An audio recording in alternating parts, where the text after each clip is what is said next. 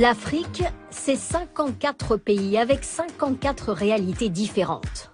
Un continent gigantesque, 30 millions de kilomètres carrés. C'est l'équivalent des États-Unis, de la Chine, de l'Inde, du Japon et de plusieurs pays d'Europe réunis. Un continent riche qui abrite le tiers des réserves minières mondiales. Et c'est aussi un continent en plein essor.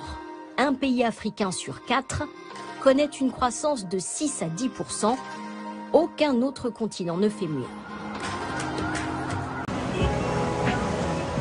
Il faut donc créer des millions d'emplois pour absorber une démographie galopante. La population de l'Afrique va doubler dans les 30 prochaines années. À lui seul, le Nigeria compte plus de naissances que l'Europe entière. En 2050, le continent comptera 2 milliards d'habitants. Un terrien sur 4 sera africain.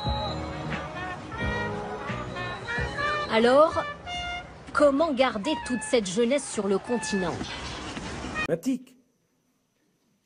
Le monde, la planète, on a connu quantité. Ça ne veut pas dire qu'il ne faut pas s'en occuper, hein, qu'on comprenne bien. Mais on a connu quantité. Il y a un phénomène que nous n'avons jamais connu. Jamais. C'est la pression démographique planétaire qui va nous amener, tenez-vous bien, à passer de 7 milliards d'habitants à 11 milliards et demi en 2100 demain matin. 11 milliards et demi, personne n'a jamais vécu ça sur la planète.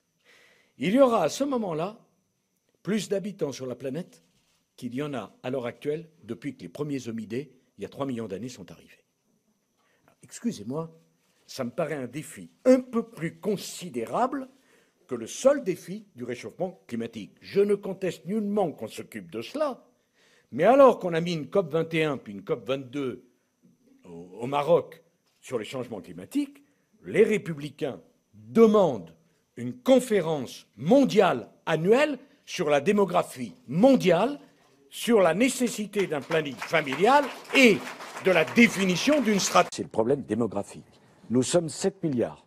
Dans 30 ans, nous serons 9 milliards. En 2100, demain matin, nous serons 11 milliards et demi. Jamais, dans l'histoire de l'humanité, il n'y a eu autant d'habitants sur la planète.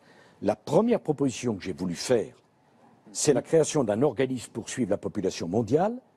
Et pour moi, le premier défi qui génère d'ailleurs le défi environnemental, c'est combien d'habitants vont pouvoir habiter sur la planète. Mais ce n'est pas le sujet.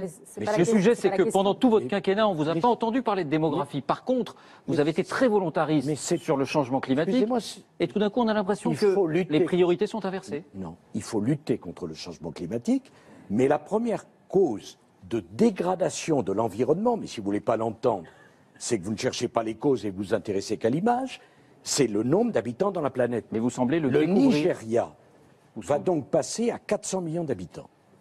Lagos, sa capitale économique, en a 22 millions. Si on ne pose pas la question de la natalité sur le continent africain, ou de la natalité en Asie, ou de la natalité dans un certain nombre de pays, on ne pourra pas protéger les équilibres écologiques de la planète. Ni en 2100 demain matin.